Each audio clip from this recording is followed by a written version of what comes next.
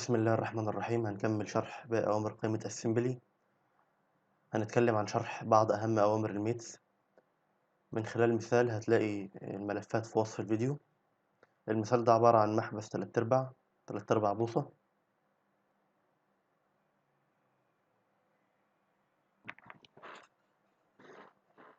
زي ما احنا شايفين هو ده المحبس، يتكون من 9 أجزاء. هنعرف بإذن الله في الفيديو ده ازاي نجمعهم مع بعض. insert، نختار part 1 body.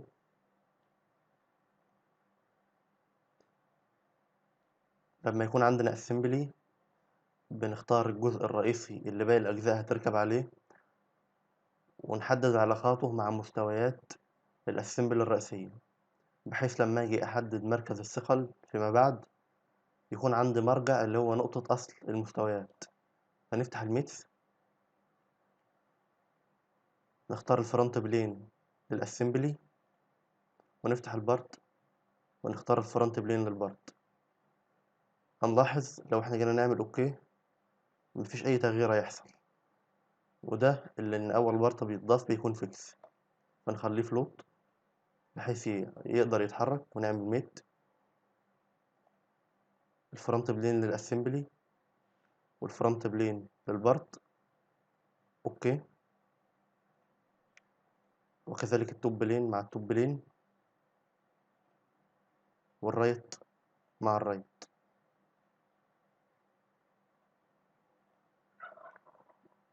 من insert component نختار البارت رقم 3 والبارت رقم 4 والبارت رقم 7. open،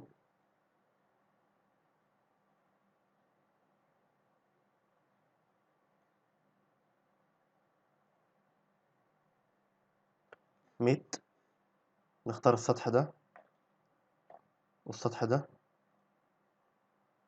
بارل،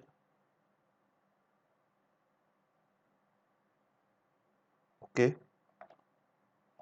نختار السطح ده مع السطح ده كونسنتريك، والسطح ده مع السطح ده كونسلنت. نختار السطح ده والسطح ده كونسلنت. نفتح الاسمبلي، نفتح بارت 3 ونختار الرايت بلين، ونفتح البارت 7 ونختار الفرونت بلين كونسلنت. اوكي.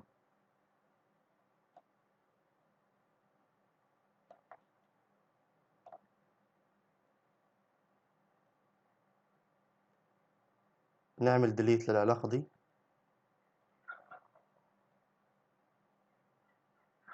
ونختار السطح ده ميت، السطح ده كده بقى مظبوط. نختار السطح ده مع السطح ده كونسنتريك،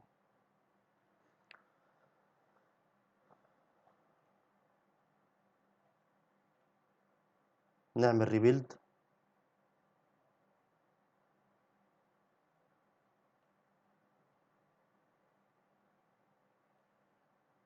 نختار التوب بلين للاسمبلي ميت، نفتح الاسمبلي، ومن بارت 3 نختار التوب بلين.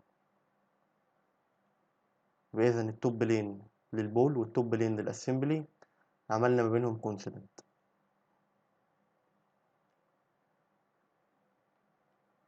وده بحيث ان البول دي تبقى حرة الحركة، حرة الدوران، بس في نفس الوقت ما تنزلش تحت اكتر من المستوى اللي هي فيه ده. نفتح الميت، نختار السطح ده، نعمل كلير، نختار السطح ده،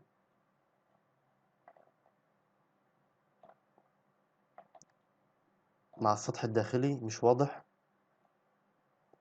نعمل هايد للبول.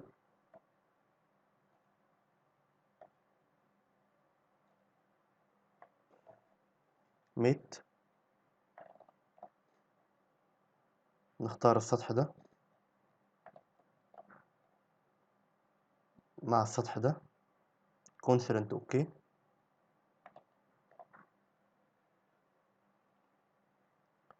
نعمل شو للبول زي ما احنا شايفين، هو ده الحركة المطلوبة. نعمل انزرت ونختار بارت 6 و 8 5.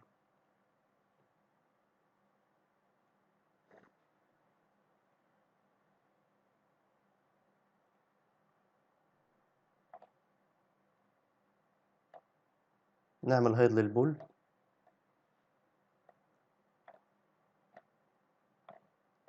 ميت، نختار السطح ده والسطح ده، كونسنتريك.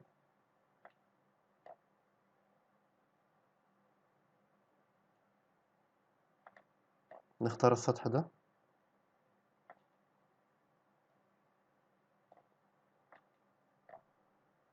مع السطح ده، كونسرنت اوكي.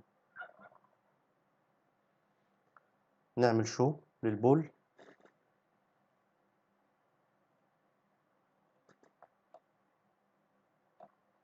نختار السطح ده، ميت، السطح الاسطواني التاني، نعمل اوكي.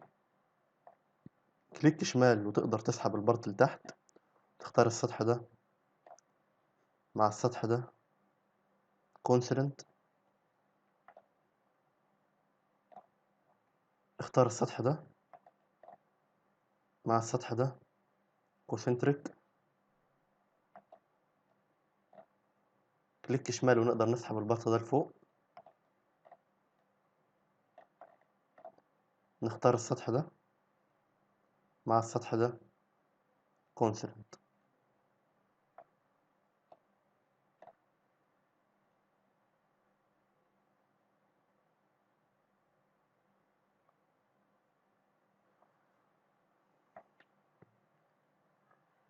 نعمل انزرت، نختار بارت 2، نختار بارت 2، بارت 9، بارت 6.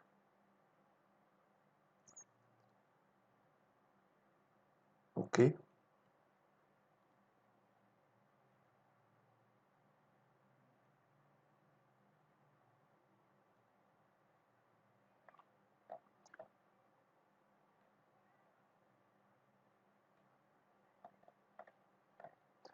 ميت، اختار السطح الداخلي، نعمل روتيت للرينج الأول.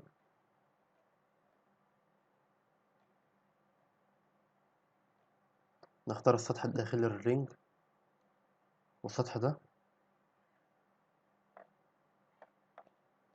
نختار السطح ده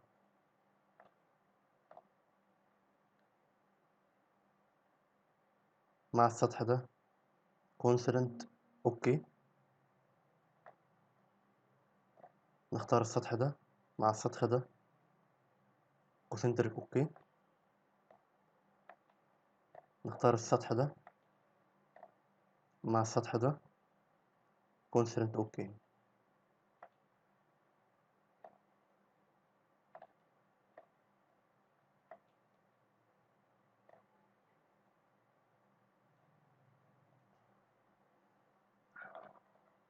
نختار السطح الداخلي ده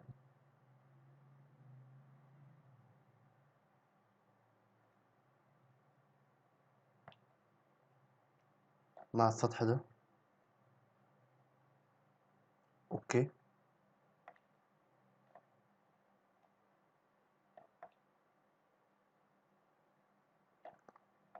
والسطح ده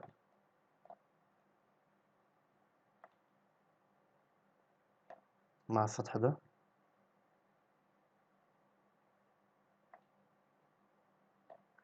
نختار السطح الدائري ده مع السطح ده، كونسنتريك اوكي.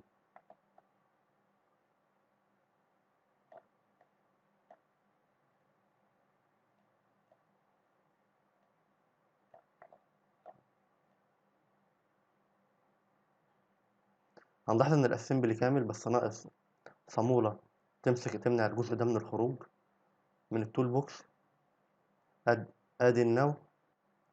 هيظهر معايا بعض المنتجات او بعض الاجزاء الميكانيكية الاكثر استخداما في الانظمة العالمية المختلفة. احنا شغالين هنا بالانش، فنختار انسي انش، نط، هيكس نط، هيكس جام نط.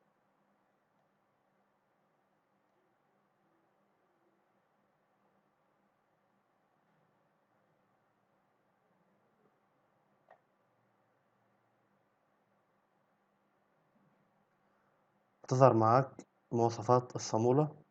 لو حابب تغيرها نخليها سيكماتيك بحيث يظهر عندك الثريد.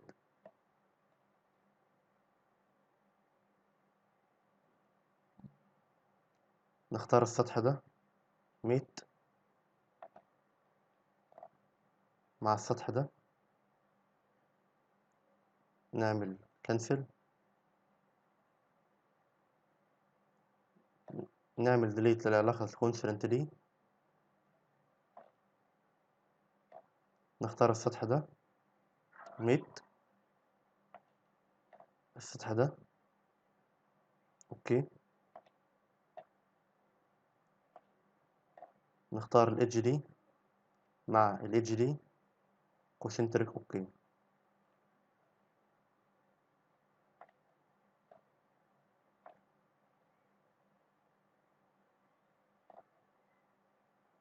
زي ما احنا ملاحظين كده الاسمبلي بتاعي اصبح كامل،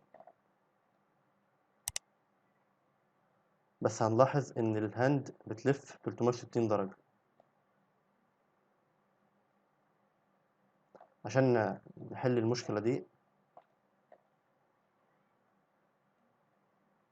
هنستخدم Advanced Mate Angle Mate. نعمل كلوز للستاندرد ميتس ونفتح الادفانسد ميت ونختار انجل. هيظهر معايا الميت انجل. اول خانة دي بيقول لك الزاوية ما بين الجزئين السطح ده. نعمل كده اولا، نختار السطح ده والسطح ده.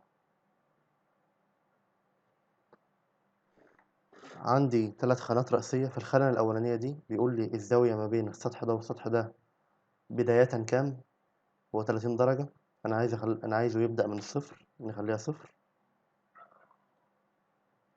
وبيقول لك الماكسيموم ديستانس او الماكسيموم انجل اللي السطح ده هيبعد عن السطح ده، نخليه 90 درجة. والمينيمم نخليها 0. اوكي. زي ما احنا ملاحظين ان الحركة بقت في 90 درجة فقط. كده اوبن، كده كلوز. اتعلمنا في الفيديو ده بعض اوامر الميت. هنكمل بإذن الله باقي الأوامر في الفيديوهات الجاية. شكرا.